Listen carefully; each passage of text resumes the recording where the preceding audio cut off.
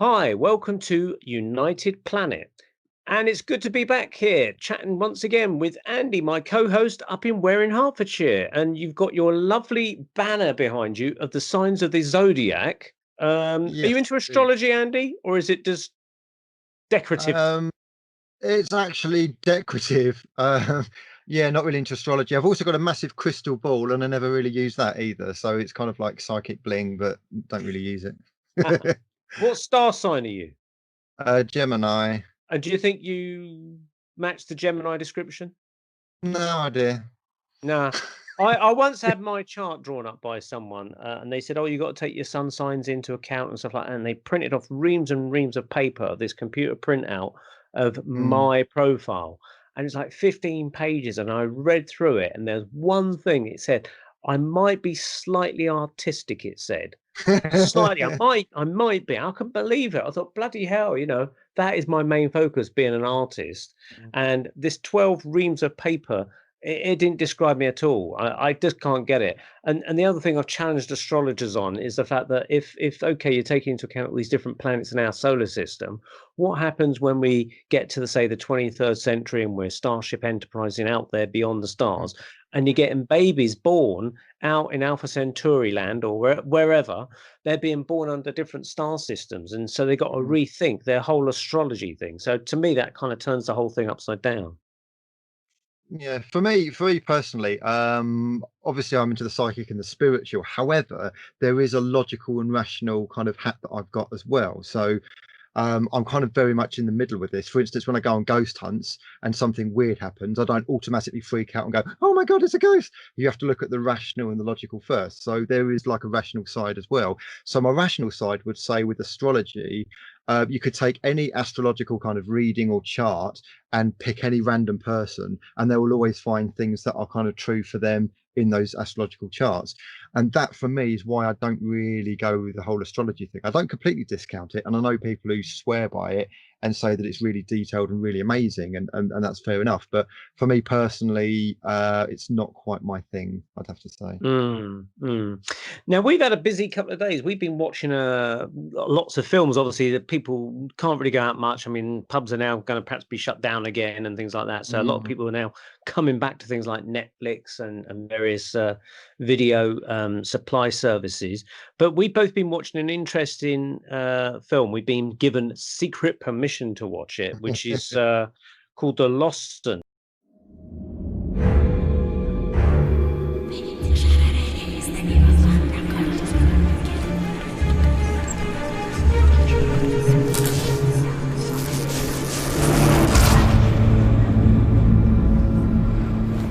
And in the strangest of moments, these unfulfilled dreams will keep hunting you out.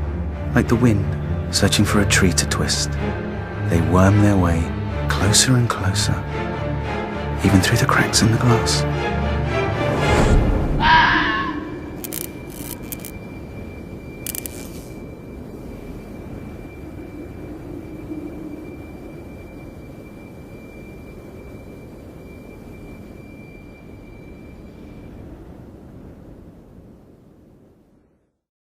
How did you, without going into details of revealing the plot too much, especially the ending, how did you find that film, The Lossen? Yeah, I loved it. Absolutely loved it. It's very kind of quirky, very humorous.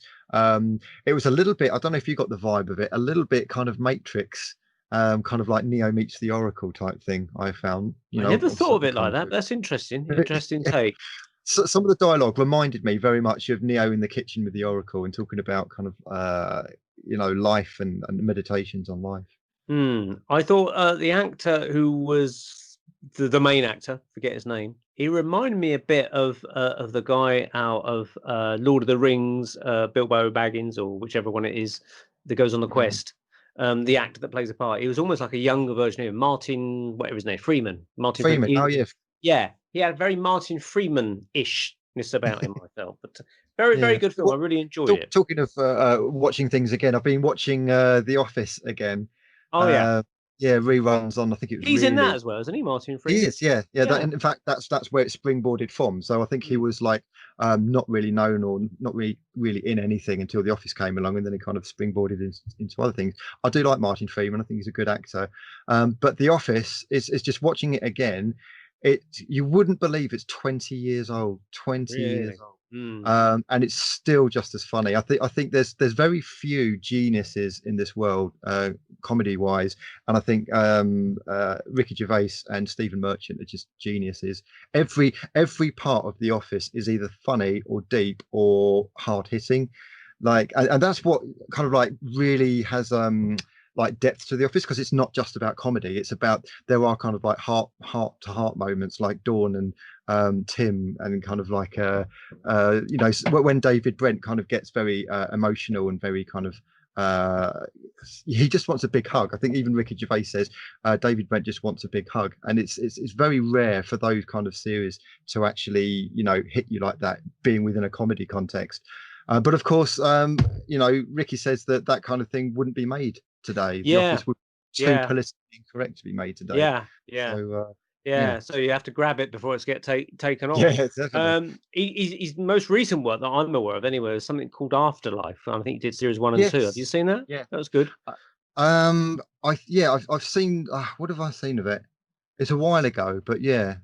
Last year and this year, 6 episodes each per series, where his wife has died of cancer and he's trying to come to terms with it, and he's skeptical of any kind of afterlife, and and he can't get rid of the ghosts or something like that. And I don't know about getting. I don't think there's any ghosts in there. He's got lots of memories on video of her. But you're thinking of the wrong one. There's a postman that keeps turning up at his door and just abusing his household and taking baths in his house and stuff. And a prostitute he becomes friendly with. I think I'm thinking of a film. There's definitely a film where there's a dentist who's plagued by ghosts. I know that one. Yeah, that's a Ricky Gervais film from a few years ago. He seems interesting. He seems to be quite interested in topics of the afterlife, even though he's a complete and utter skeptic. He seems to write films about the afterlife. So that is interesting, because he's had conversations with Carl Pilkington and Stephen Merchant about this kind of thing, and Ricky comes across very anti anything to do with mediums or psychics or anything like that. Carl is kind of into it, but Ricky kind of takes the piss out of him for that. It'd be. I would love Ricky Gervais to go on an actual ghost hunt. That'd be it. A, it would be very funny, but B, I wonder if it changes mind. Who knows? Yeah, no, I think it would take the piss out of it, but I think it'd be far better off seeing a really, really good medium. But because he's so well known, it always lay the claims that, you just got that off the internet or something. That's the problem, isn't it? Yeah. Anyway, as we're on the subject of films and afterlife and things like that, it's a very topical thing. And we mentioned the film in our discussion earlier, The Lossen. Well, we're very pleased to have as our guest this evening Colin Skevington, who is the writer, director and producer of The Lossen, who joins us now. Are you there, Colin? I am, yes. Wow. Hi, Neil. Hi, Andy. Just appeared just in the nick of time. That's brilliant. Just in time, yeah. The magic of technology. Wow. Exactly. Good to see you both. Yeah, and you. Thank you for joining us. So how are you? Thank you for asking me. I'm very good, thank you. Yes, very good. Good stuff. Yeah. Well, okay. Well, obviously, The Lossen is a film that you've created, and you must have thought it up. Now, you was telling me the other day that you've had some great kind of received reviews of it, and it's got some awards at film festivals in America. But it was actually made in 2018 or something. Was that right? Yeah, well, actually, it was shot in 2015, so it's quite a while ago since we shot it, and it took quite a while we had to, from the moment when I wrote it, to get the money together to make the film. It took quite a while to get to that point, but it's the whole thing, because we were on such a low budget. We ended up we wanted to do something of very high quality. And that meant with the visual effects, it took time to get that point, to get the style and the look of the film, and so we ended up doing that over a long period of time. And it was finally the first public screening actually was in Rhode Island in the United States, and we were selected for the festival. They have a genre festival there in the autumn, and so we went to, myself and Sean Davis, the associate producer, and Linda Marlowe, who plays Sylvia in the film, the lead in the film. We went to America. We had a great time, and then we won the grand prize for the best fantasy short, which was incredible, really, which I wasn't expecting at all.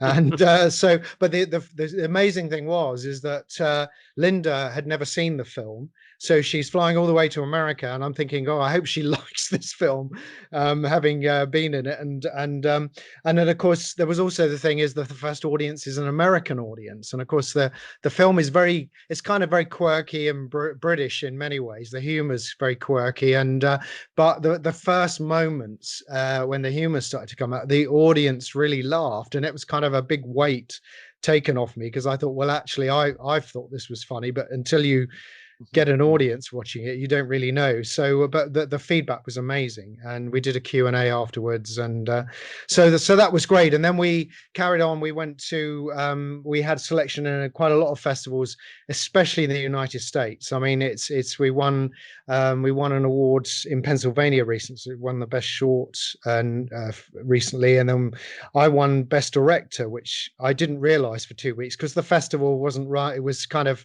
postponed, obviously, because of the coronavirus. They kind of weren't used to how they were announcing things, but they announced the main winners of the films in Variety magazine, but they didn't put the sort of craft awards and things like that on. And I ended up looking at their blog, just reading it about 2 weeks later, and I suddenly saw my name on there as best director, which kind of really surprised me. So but we won an award in Las Vegas for the best narrative short in a big festival in Las Vegas, and then we won a art direction in Vienna. I mean, it's been nominated for quite a few awards. It was a finalist in a big festival in Mexico. But ironically, we've not had a single British film festival selection. It's kind of every British film festival we entered, we were rejected from, sadly. So you never know why. So maybe it's too long for them. It's a 26-minute film, but it's kind of a shame we didn't get any British selections. I'm surprised you're saying it's too long from a half-hour film, because I mean, I would have thought that's a reasonable film to keep someone's attention. I mean, when you get to a 2 or 3 hour film, which I've seen of late, you really have to sit there grinding your way through some of them, especially. Yeah. Absolutely. I kind of think that some of the festivals, I think they like to put in lots of selections in. So if we're a 30-minute film and they've got 3 10-minute films, we're taking up the space of potentially 3 other films, right? And so that they make all kinds of choices on films for not necessarily because they're not good films, but for other reasons. But yeah, it's kind of I think the length of the film, interestingly, one of the big feedback we've had from people is that it's like watching a feature film in half an hour, because it really takes you on that roller coaster of a journey. The film, basically, I know you guys have seen it recently, but for the audience, it's about a woman called Sylvia Kappelman, she's woken up in the middle of the night by the Grim Reaper, this 8-foot tall beast coming up the path with its scythe, bangs on the door, wakes her up. She comes downstairs and sort of opens the door and is confronted by this thing, and she realizes, obviously, this is, well, she doesn't realize, but she thinks, what the hell is this thing? And of course it's come for her. But this character then appears called the Lossen, who we call he's the agent of death for the Grim Reaper, and effectively he's come to take her. But there's a complication in taking her at that particular moment, because she hasn't fulfilled her dream. So the film, the point of the film is she is taken by the Lossen, she almost kicking and screaming, to the moment she lost her dream, and that is revealed to you. You see moments in her life through flashbacks, and then she's taken to that point of being tested about why she didn't fulfill her real desire that sat almost in her heart. So really, in the way the film is about, are we living in our hearts and living by what we feel is what we're meant to be, or are we living according to what our head is telling? So our head might tell us, you should do this job, or you should get this, qualification or something. But if your heart is telling you something else, sometimes you have to, you have to battle it out to be yourself, really, rather than what society wants you to be, or parents, or whatever. So it's really about showing what happens if you don't really follow your dream and make it real. That's the thing. So you can have dreams, but you've got to bring them into reality. And I think that you know, I always say we live in a physical realm, but we're bringing in something else that I feel is from somewhere else, and you're inspired by that. Then you take it forward into to make it real into the real manifest world. So so the film, yeah, so the film really is about that. So in a way, it's very spooky. It's funny. It's quite quirky. The humor's quirky, and then of course it really does take you on an emotional journey at the end, which obviously I can't reveal any of that because it's it'll spoil the film. But it is that that revelation of, you know, how does she fulfill this dream? You know, she's at this point in her life. How does that happen? So that's for the audience to find out. And Yeah. so Andy, what did you think of it, Andy? Because you saw it before me. What's your thoughts on it without revealing the plot too much? Again, I thought it was very funny. It did remind me a little bit of The Matrix, and interestingly, talking about kind of fulfilling dreams. Watching The Office, I don't know if you felt this. Obviously, Colin, you must have seen The Office as well. I have, yes, absolutely. I remember watching it, you know, for the first time and thinking my idea of hell would be working in a dull office, and I think that's the whole point. That's why Ricky Gervais did it, in a dull office, like a paper merchant in Slough, in a suit and tie, and stuck bored at a desk in front of a computer screen, tapping away at numbers. Like, how many of these people, and obviously this is kind of like a metaphor for so many jobs in life. How many people sit at a desk thinking, I wish I could be this. I wish I could have done that. And there was one point where Tim in the office was going to leave his job and fulfill whatever it is he wanted to do, but then he changed his mind and went back to it, and possibly because of the safety and the security. And how this ties in is that I think that a lot of people don't fulfill their dreams, don't go for their dreams because they fall back on the security. Because obviously everyone needs to pay the rent, the bills, the food, they've got to have a job, all that kind of thing. Although the coronavirus has just skewed, that's all out of the water now. That's just kind of like nobody knows what the hell's going on these days. Job security is just gone for people now. So in a weird way, the coronavirus could actually be a kickstart for people to start fulfilling their dreams. I don't know what you feel about that, Colin, because it's almost like it's a reset for people. Yeah, I agree, and I think the thing with the coronavirus is it's effectively it sent people inward. I think, you know, not saying that everyone has sort of sat there contemplating their navel, but over the last few months, but it's that thing of you know, some people I think have reconsidered what life is about, and what are the most important things in life. And for me, I've been making films since I was 13.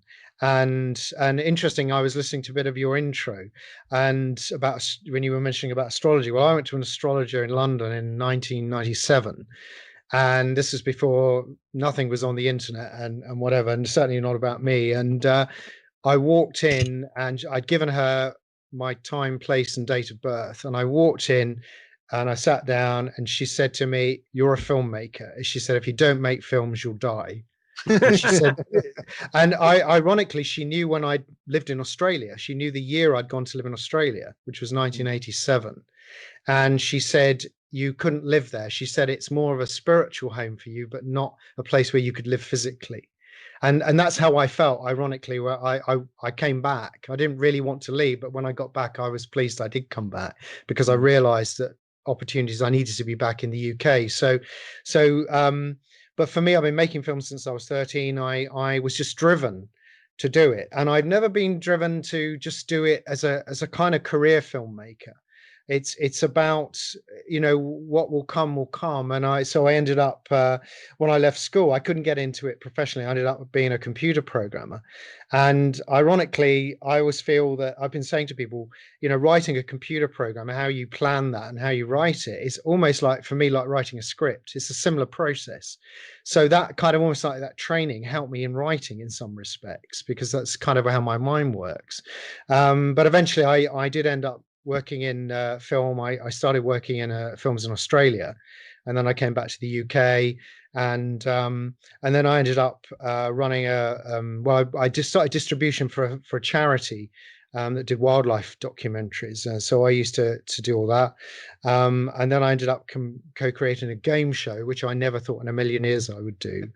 And that was a kind of interesting experience, because it taught me a lot about how people change when something the success on the cards. So that was kind of interesting. And then eventually I kind of went in to do sort of films about social issues, things like that. So I was kind of interested in telling stories and how, how people, showing people's journeys through a story. So I made a film about domestic abuse, about young guys joining gangs, all kinds of things. But when it came to the Lossen, I knew I wanted to. I've written a screenplay for a feature film, and I kind of thought I need a journey to get that forward, this screenplay. So I thought I need to make a short film, and I kind of almost like asked for an idea, and then suddenly the whole opening of the Lossen a few weeks later just appeared to me, almost like a daydream. So I could see the opening and how it planned out. I could hear the dialogue. It's really weird. It was almost like almost like a dream, and then, but I didn't know what her dream was, so I kind of left it. And then I ended up a few months later starting to write the script, and the lead actor who plays the Lossen, who how he appears. We won't tell the audience because it's a surprise, but it was an actor, Sean Knopp, who I've worked with before, and I saw his face in the daydream, and I thought he has to play the Lossen, and he was absolutely perfect for it. And and then it kind of just all unfolded. The people I went to initially for money, that money wasn't coming through, and then suddenly I'd have people just say, I'll put some money into it, and suddenly all the budget just came in out the blue. So it was almost like it was something else was going on to make this film happen, and nothing was going to stop it. Before this point, were you in any way? Yeah, absolutely. I've always felt that I don't belong here. I kind of always had that feeling when I was at school. I just felt I just couldn't understand it, and a lot of what we do here. So it's kind of, I feel I'm from somewhere else. People might just think I'm crazy, but that's okay. And but my grandmother was very psychic, and her and her two sisters used to go to a spiritualist church, and I think there's something in the family, because in a way I kind of get almost writing for me is like, it's like an insight from somewhere else, and maybe it is coming from me, I don't know, but it just feels otherworldly to me when I write. And but how the film came about, the whole thing, just the people just slotted into place. We ended up filming it in the village where I live, and so people offered to cook meals for the crew, and because we didn't have enough budget to put people up, so they offered spare rooms, and so we ended up building a set in a barn in the village, and there were all kinds of things went on, and it's just like everything. There was a lot of serendipity involved in the film, and I think for me it was almost like the film was about fulfilling your dream. So I kind of felt, if I couldn't fulfill my dream while making it, then how can I ever expect the audience to feel that? So, because for me, as a filmmaker, it is all about the audience.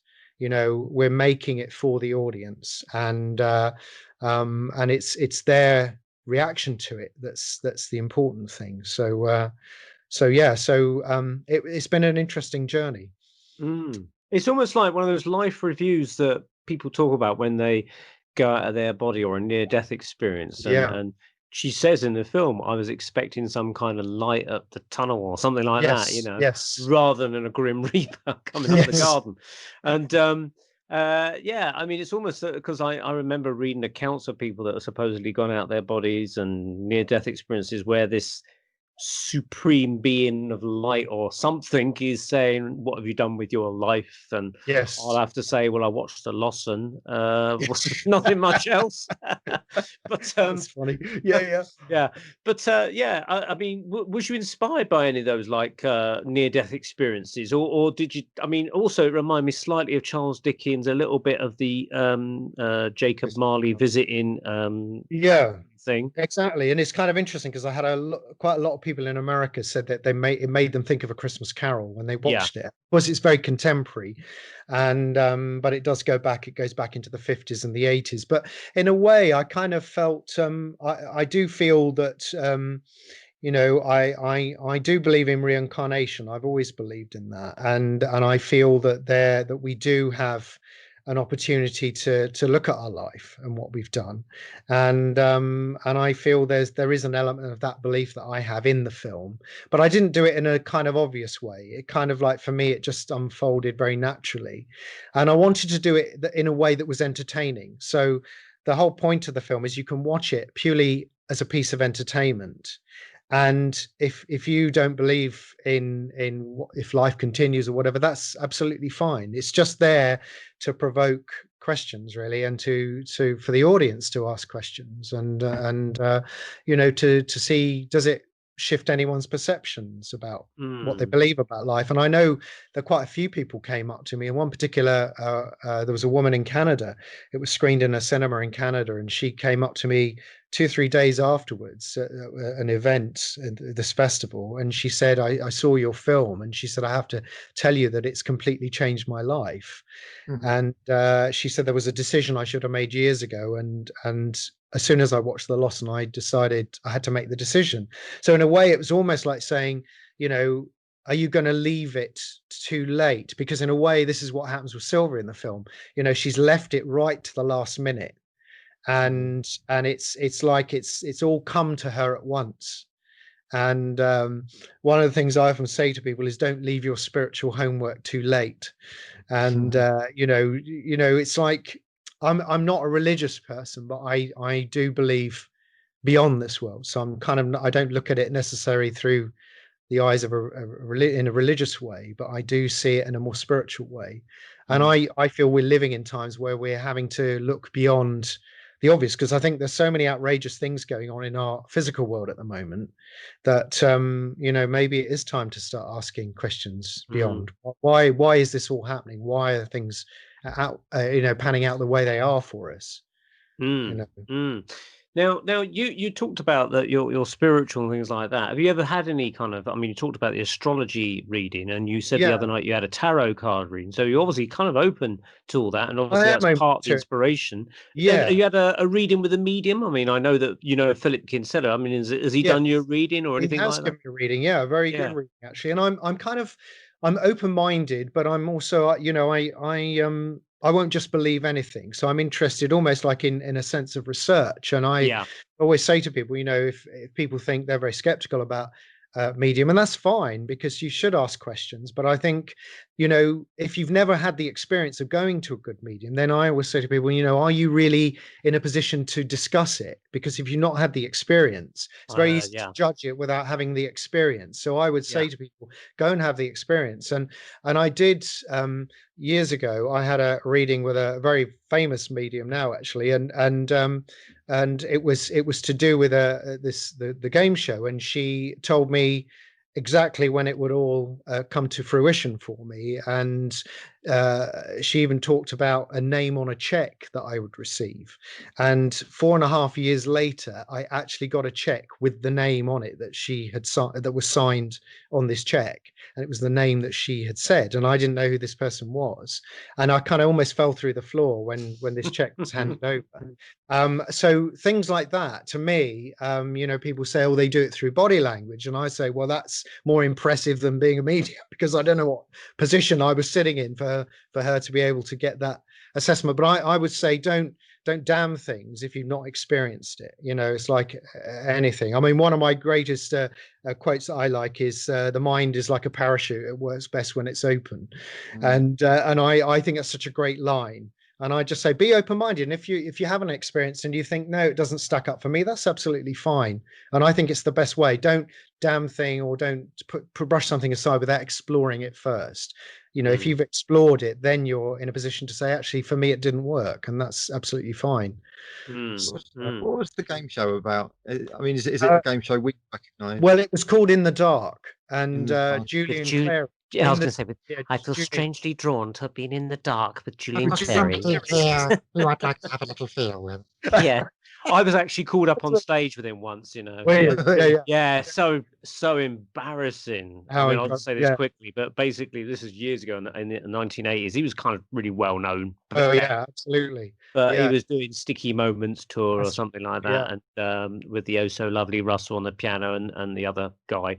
Absolutely. Yeah. Yeah. We arrived late. We got lost and we had to get a taxi. And the person I was with got their shoes stuck in the taxi, and so we was trying to pull the shoe out. One of those like serendipity. Oh no, it's not going to work out for me moments. You know? Yeah. And so of course that made us even more late. And so of course when we got into the front of the house at the theatre, we said, "Oh, we got tickets." He's going, "Ho ho ho!" This bloke who's going to take us down to. He goes, "You're in for a treat tonight. You're going to get it." You know. I thought, "Oh God." And I said to Oh, this girl that I no. was with, I said, "Look, you didn't book tickets near the front, did you?" She goes, "No, no, no, it's all near the back." I think, "Thank God, thank God." No, she bloody well did. She booked them They were at the front. three rows from the front. So of course I'm going in with her, and there's Julian Clare on stage going, good evening, you know. And of course he picks me and goes, "And what's your name?" And I said, "Neil." And he goes, "Well, it's nice to see you, Neil." And he started ripping the piss out of me from that point on. Nice of you to turn up. And of course, when it came to the Sticky Moments thing on stage, he said, "I feel strangely drawn to Neil." And of course, that was it. I had to get up and basically I was ushered off stage left, and they dressed me in this great big foam Dalek outfit. And I had to rush out on stage dressed as this Dalek, and I had to do a sort of Doctor Who sketch with another girl from St John's Wood. Yeah, it just got out of hand. And That's outrageous. sorry? Did you do a Dalek voice with it? I had to do a Dalek having an orgasm, if I recollect correctly. Yeah, Davros. Yeah, Davros on acid or something. That's hilarious. I got a finger of fudge and a plaque or something and a big bunch of flowers for my trouble. But oh my God. Anyway, sorry to He's distract. outrageous. Yeah, he's absolutely outrageous. But he's a really lovely guy. I only met him the once after the pilot, and yeah, he's a very charming guy actually, but completely different off stage. And but yeah, it was an interesting. It actually went to, I think it was 39 territories as a show, but basically the idea was that they played games in the dark with infrared cameras, and of course nobody had ever done it before. And the initial idea came to me when I was working at this charity in the film unit, and I'd been in London doing some post-production on a film, and I got a lift in, but I was getting a train back, and because my car was back at the house, the old manor house, and so I had to walk because there were no taxis. I had to walk all up the path, and it was pitch black, and I couldn't see anything. And at a certain time they shut the gate, and I was kind of fumbling along, thinking I'm going to hit this gate, I'm going to go over it or something. And that's when I thought I must look really ridiculous as I'm doing this. This is something I do every day, come down this path. But here I am, I don't know, I've completely lost sense. And that's when I had the idea of an infrared camera. And of course, nobody had ever done it. And there were two guys that I then co-created it with. We did the show and created the format for it. And yeah, that was kind of an interesting experience. But it was kind of one of those things that I never thought, I'd never in a million years would think I would create a game show.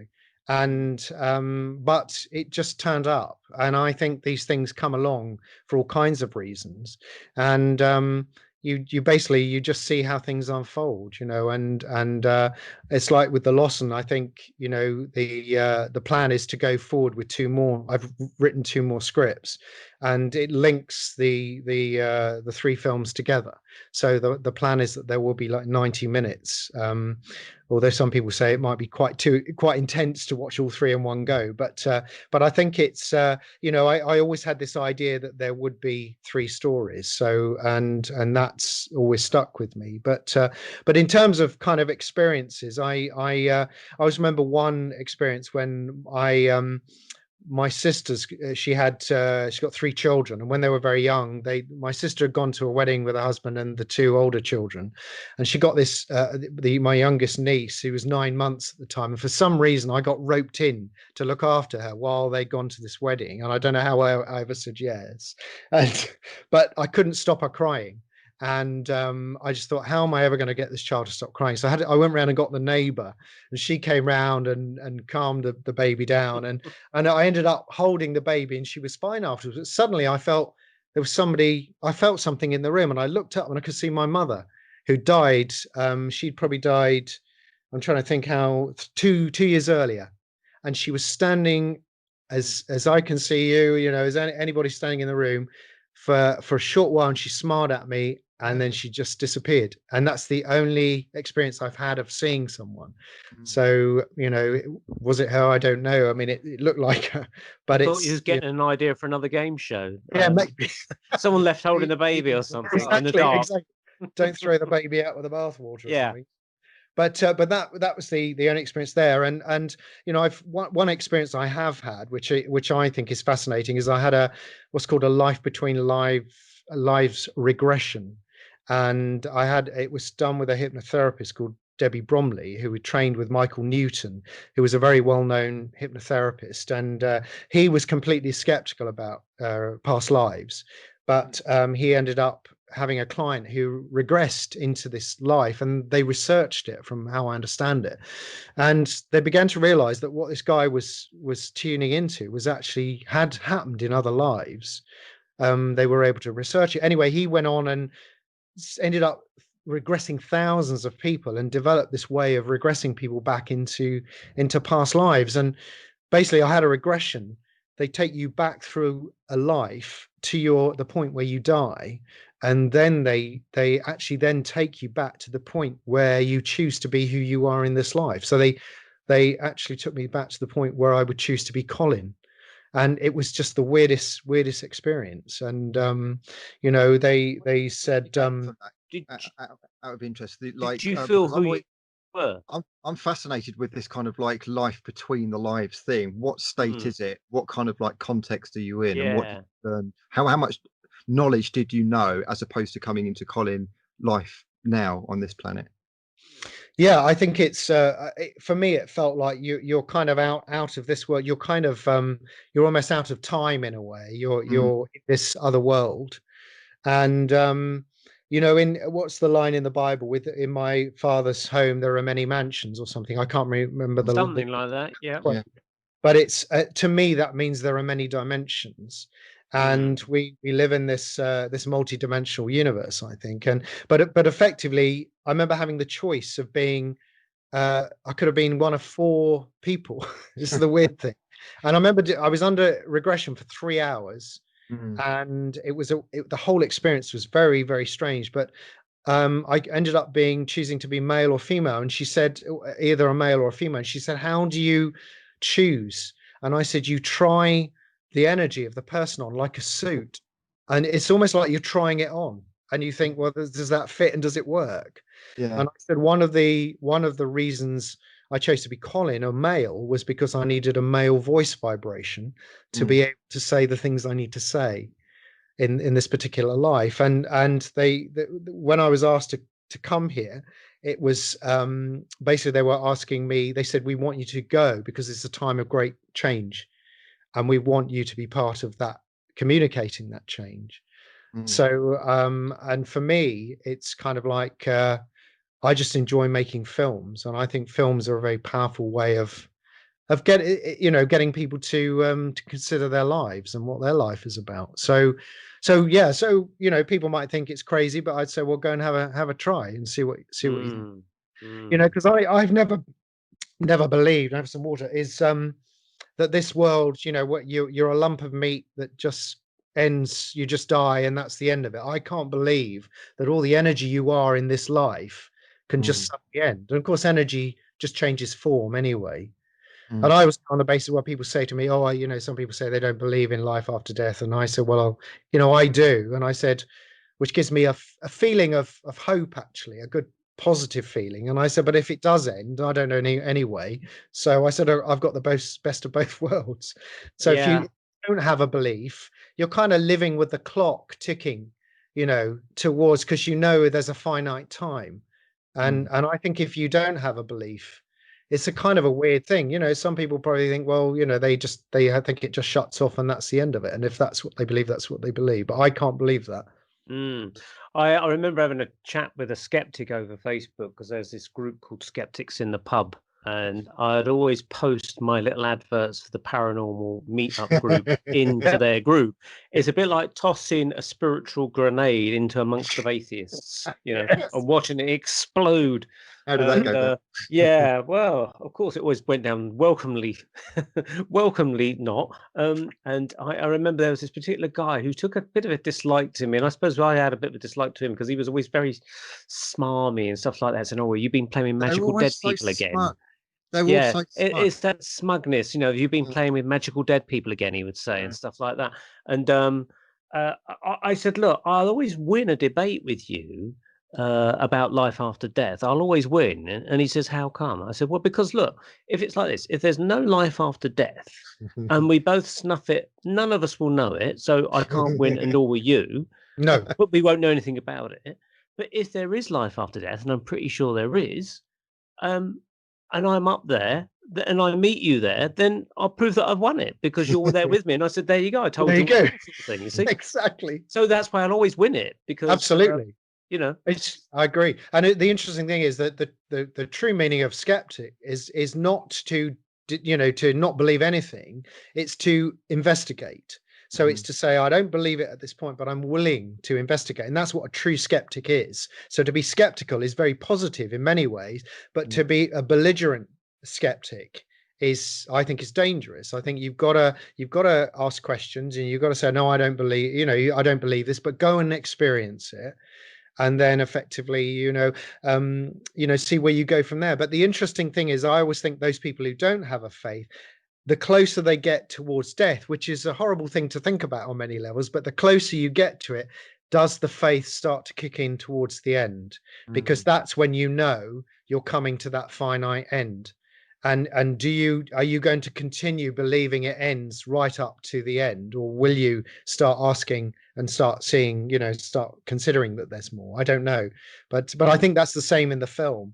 The film really brings her right to those final moments of her life, and she's been quite belligerent and quite she's resisting a lot of what she's being told and about her life, and there's that resistance. And I think a lot of being spiritual is unattaching. And I think we attach too much to the external world. Yeah, we live in a physical world and it's all okay, but we shouldn't. The physical world shouldn't be our reason for being. It should come from within us. And that's why, with me, in a way, I always think my life would have been so much easier if I hadn't made films, because it's actually really tough. It's really hard work, and you get a lot of rejection, and you just have to keep going and going. And the Lossen, I know in my heart the Lossen is a story that can go out to a wide audience. I absolutely believe that, and from the audience reaction, I know that it does have an effect on people in a very positive way. So we're I'm looking forward to it going into a wider. Have you heard of spiritual cinema films or something? No, I haven't actually. No. Okay, Yeah. I can't remember exactly what they're called, but I could probably do a bit of digging for you. But Okay, thank you. I co-wrote a book called Fairycraft for Hay House Publishing about 2005, I think it came out. My ex-wife was well into fairy stuff, and I did the illustrations for it, and I learned a lot about fairy stuff through that. And because we were signed up to Hay House, we were given like a special author kind of deal where we would get a free 1-year subscription to Spiritual Cinema, I think it was called. And at the time, this was DVDs, and we'd be sent once a month a DVD of a spiritual type of film that we were allowed to keep. Or, we didn't have to send them back. We were just allowed to keep. Yeah. And they had different kind of spiritual things going on, and they'd have interviews with the directors and things like that. I think one of them was done by the director who did the Robin Williams film Come What May, about heaven or something, the afterlife. He did What Dreams May Come, I think. What Dreams May Come. That's the one. Yeah. And he had done a film for them as well. And it was I felt it was quite refreshing to have films that are being pushed out there. Yeah, you couldn't really see them at the major cinema outlets, but they're getting out there in some way, shape, and form. And they were spiritual for thinking people like yourself, like me and Andy, and the people that may be listening to this. And I thought it was really, really great idea. And of course, our subscription ended, and we just never got round to doing anything with it afterwards like that. And I actually wonder, I wonder if they're still going now, or maybe they're doing something over the internet as like a Netflix type idea, Mm. streaming or something. But Well, it's I'll it's a try and bit like find out. Gaia.com is Yeah. kind of very similar. You know, they have a lot of films, documentaries, and dramas, all kinds of things on there. And yeah, I think it's for me, I think that you know, we need to get more messages out to a more mainstream audience. I think that's the key thing. So it's kind of putting it in a way that is attractive to a mainstream audience. And I think that the Lossen has that because of the kind of visual effects and the humor, and I think it has all that kind of that package that hopefully will go to a bigger audience. So so yeah, that's the plan with it. And so it's positive stuff. But one of the things that I found interesting in writing is the idea of why we tell stories. And I think that's we kind of forgotten why we tell stories. You know, we tell stories, but there's a reason for that, and they're there for us to reflect on our own journey. And you know, I always say you've got your central character, the protagonist, who kind of goes on a journey, and on the way they attract all kinds of characters. So there's somebody they'll hate, somebody they'll love, and as they go on this journey, they're effectively collecting all their missing parts of themselves. So they're all the missing aspects of themselves. And as they collect them, by the time they get to the end of the journey, it's a very simplified view of it, but by the time they get to the end, they should find completeness. And that's effectively, I think, what our journey is here, is that, you know, especially at the moment, there's a lot of very angry people, you know, screaming about, shouting about what's going on in the world for all kinds of reasons. And I always think what they're shouting about is the very thing they can't actually accept is within themselves. So you know, they might be screaming about a particular politician or a particular event or something that's going on and criticizing.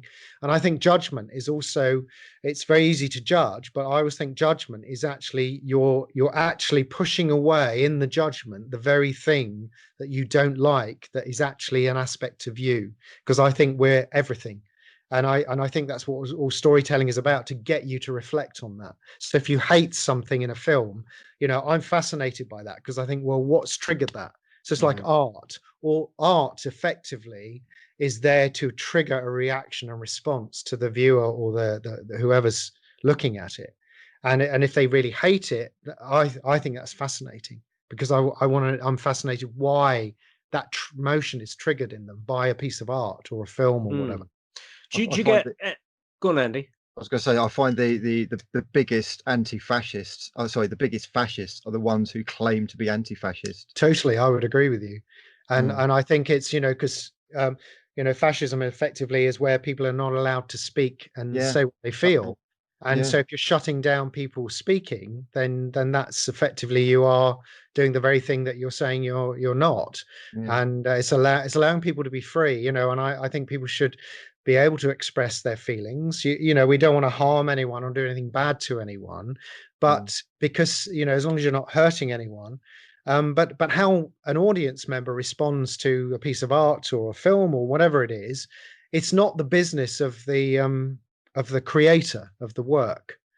It's the audience. Once it goes out into the world, it's out there, and whatever people want to do to that, it's up to the people to decide.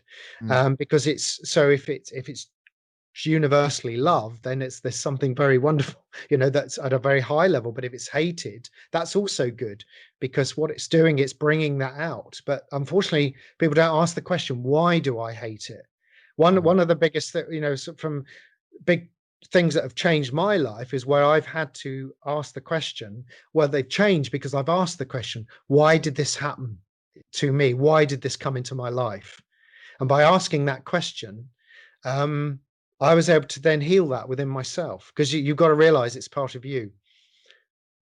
So what about Christians? I mean, handing it out to the world out there, there's a lot of Christians out there that got their worldview of Christ saving them and stuff like that.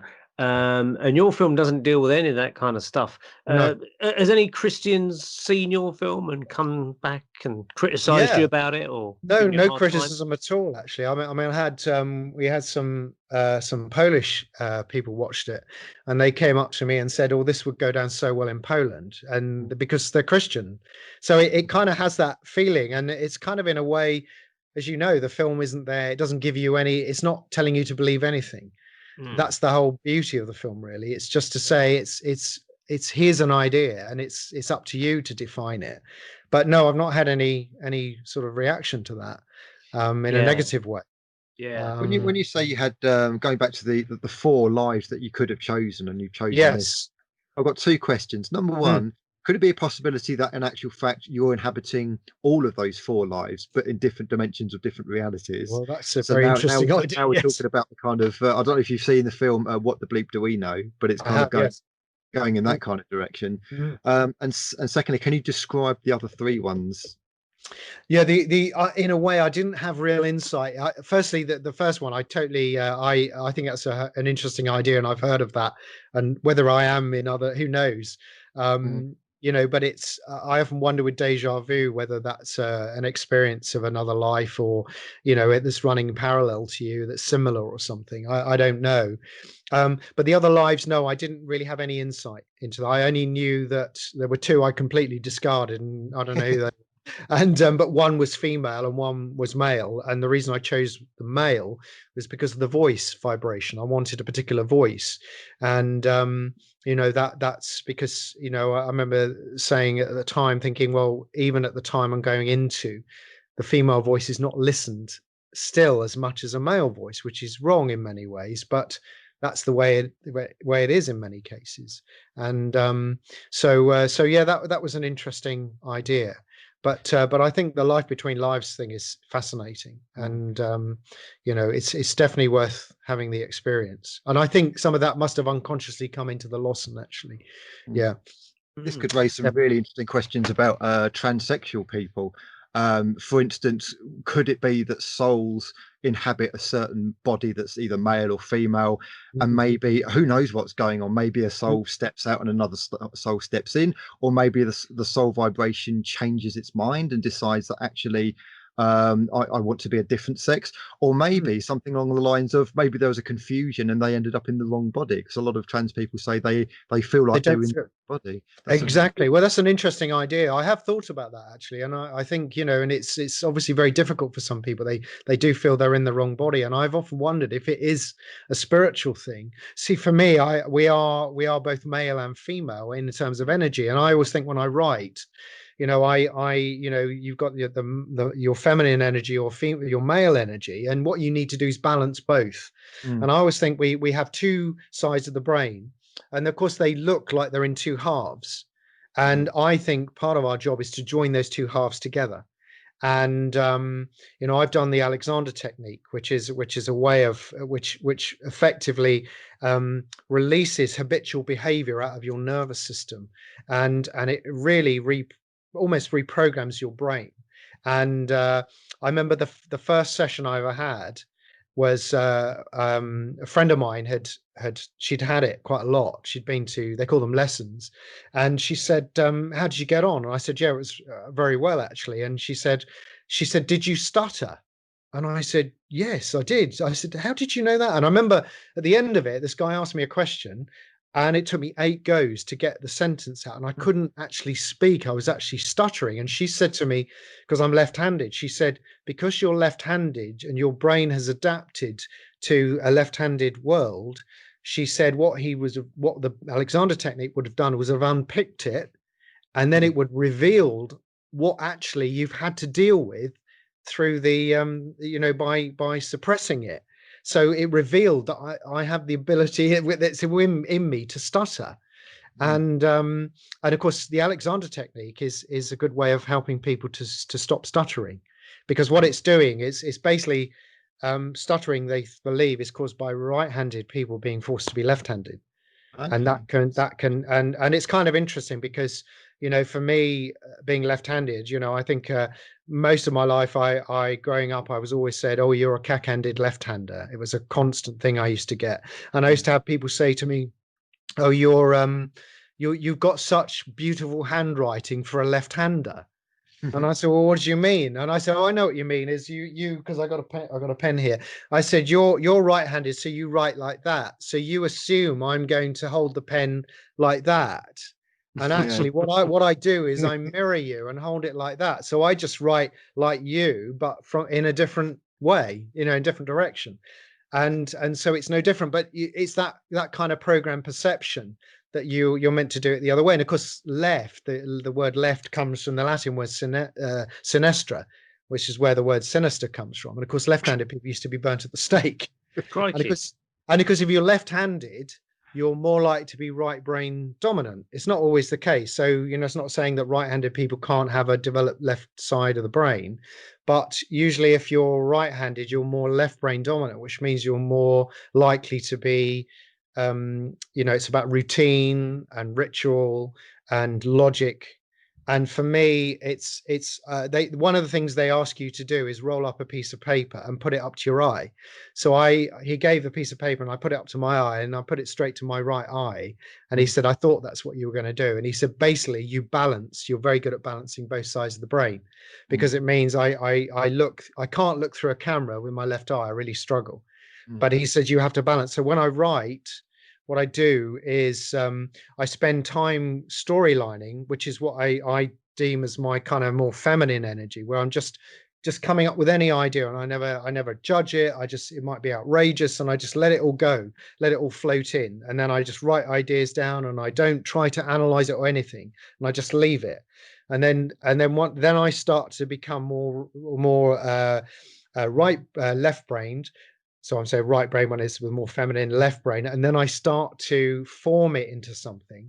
And then when I get to write the script, I actually have a very rigid, I'm going to write so many pages a day. And I can't have a cup of tea until I've written a page. And I'm very kind of almost rigid in a way, but I've done the very free creative work. And I know it so well that I just know how to get on with it and write it. So there's a kind of mix of male, female energy. And I think all the imbalances in the world it's just, men need to be more in tune with their female energy, and women need to be more in tune with their male energy, but in a balanced way. And what people unfortunately do, they go to an extreme before they bring it back into balance. So I always think this with humans, we can't just seem to balance. We have to go from one thing to another. We just keep going to extremes, but really we just need to balance. And that's I think the times we're living in now, it's becoming so outrageous that people can't understand it, that I think they're having to kind of find a sense of balance with it all, and just say, actually, let it just be, and let just things unfold and see how they unfold, I think. But yeah, it's interesting because you talk about people being born in the wrong body, and Andy, was it yesterday you shared this, Andy, of the feet with the teeth in? Oh yeah. So I mean, obviously Ian Rubinstein took a look at that. Dr. Ian Rubinstein. You said, Ian, is this a real thing? And he came back this morning and said, yeah, it's actually a real condition, teeth in feet syndrome or something like that. Oh, and okay. It's where teeth basically grow instead of nails. Yeah. I never heard of that. It looks rather bizarre. It's like something out of one of these bizarre horror movies, like, yeah. I don't know, one It's of like these a prosthetic Clive Barker for a type film. things. Yeah. And it was, I think I counted 3 teeth per toe, apart from the big toe where it had about 8 teeth coming out of it. And they all look very good condition, and we were cracking jokes about it, looking at this photo, like, oh, you put your foot in it, and I bet he fights tooth and claw. And, when he goes to the dentist, he sort of rolls off his sock and puts it on the chair or something. And Yes. I mean, I looked into the conditions. I read the whole blurb that Ian Rubinstein had sent, and it's a very rare genetic condition, and only about 2 or 3 people in every 10,000 get it. And it's like genetically, there's a reason, like something switched off, and it gets confused. Where it's trying to grow nails, but it said, oh no, I've got the order to grow teeth here instead. Now, interestingly, when people have tumors inside of them, when they've had those tumors cut out, they've actually found teeth and hair growing in those tumors. Wow. And it's because the body is trying to Give me one moment. I think I've got a delivery. Sure. Yeah, it's okay. We'll probably go to a break anyway in a second. Yeah. But we end up these tumors end up sort of trying to treat the tumor as almost if it's growing a baby inside of itself. It's like a really weird genetic thing going on. But I'm wondering whether these teeth growing on the end of people's feet if there's something going on there with the soul on some way, like a memory is getting confused about what it's got to do, how it can handle reality or something like that, or it might sort of I don't know, like for instance, they might have punched someone's teeth out in a previous life, being Or a real kick someone's teeth. Yeah, yeah, exactly. yeah, and as some Yes. weird reincarnational Yeah. punishment, I don't know what the Yeah. word would be, that you end up, as a bizarre thing as it is, that you end up with these teeth growing on your feet. It looks totally, totally bizarre. I mean, It's bizarre. I've never heard of it. Yeah. we're saying I'd never heard of it Yeah. because I only thought it was a Photoshop thing. Yeah. But he the said- doctor confirmed it. Yeah. yeah. But all these weird things is that when I've seen these weird oddities of nature where people have got these genetic disorders, like there's an octopus girl, they always seem to be out in India, which is really Right. strange. Yes. And I just can't work out whether that's genetics or is something going on there. But I've always seen these Freaks of Nature program, and it always seems to be a person born in the Indian region, the Middle Yes. East. Are you talking about Siamese twins? Well, I'm just saying about like the octopus girl was born in India, and I think that the link that Ian supplied, I saw the picture and it looked like an Indian on the photograph. Yeah. So every time I've seen these wild freaks of nature with people born with this, that, and the other wrong with them, it always seems to be out in India. Now, I was trying to think, is that politically or economically because the doctors haven't been able to intervene at such an early stage of the baby's life, and this person had to grow up simply because they couldn't get the medical help, and we would perhaps have the same medical problems in this country of 8-legged people or something, or is it just the fact that India's got something really weird going on with its inbreeding? So cousins will marry cousins.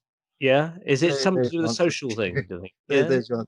Yeah, I mean, if you look at you know, the deep south in America, you know, there's a kind of joke about people in Norfolk and things. You're looking at webbed fingers and webbed hands, cross eyes, buck teeth, all that kind of thing. It's inbreeding, basically. I would put it down to. Could be wrong, but it's kind of interesting with DNA, because I think the DNA is almost like it's like the coding to give the kind of form the body. So maybe there's something in the coding, and that it just purely because, you know, having written computer programs, the computer only does what you tell it to do through the coding.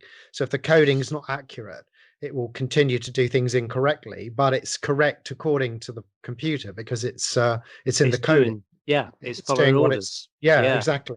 Yeah. And so it's fascinating because it did say in this blurb that I read that they deem the genes that are responsible to be non-operative anyway. They're like genes that we might have needed years ago, and we don't need them anymore or something. So they're just surplus to requirements, you know. So there's something that just came to mind just while you were talking about that, is that and I might not be correct about this, but I think it is correct. And a friend of mine who's a nurse told me this, but when the fetus is being formed, the face touches the heart as it forms in the fetus, and I think that's correct. And interesting, you hear the phrase, eventually you get the face you deserve. And the irony is that the face really should the face should represent what's in your heart. And so how you free your heart and open your heart should have an effect on your face. And you know, and I think it's you look at some people who really are struggling, and you see it on their face, and you're wondering if they're struggling in their heart. Because to me, it's, you know, we need to open our hearts, and I think a lot of people struggle to do that. And I know with me, when I had the Alexander technique, my shoulders were very tight. And at one point after 3 sessions, they started releasing, and it felt like they were on tight wires and they were being uncranked. and they were dropping. And I remember this was like a couple of hours afterwards, and the next time I said to him, "What did you do?" And he said, "I didn't do anything." He said, "You decided to let go." And what they say, people's shoulders are protecting the heart. So so I was at a point ready to open up my heart. And I think as you open up your heart, then, and you don't let the head take too much control. There's a line in the Lossen where he says to Sylvia, he said there are 2 types of dreams, those of the heart and those of the mind. The ones of the mind we call nightmares. So if you're too much in your head, you're going to struggle with the world as it's appearing. I think we've got to be in our hearts. We need to use the head because we live in a physical world, but don't let it dominate over the heart. To me, we should be heart led, I feel. But you know, Interesting. All right, we're going to take a break now here on the show. We're talking to Colin Skevington about The Lossen, which is a film he's made. So join us in part 2 after this break.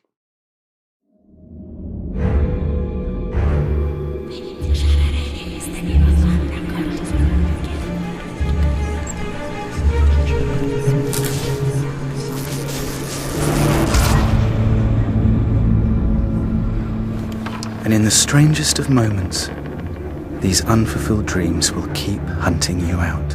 Like the wind searching for a tree to twist, they worm their way closer and closer, even through the cracks in the glass.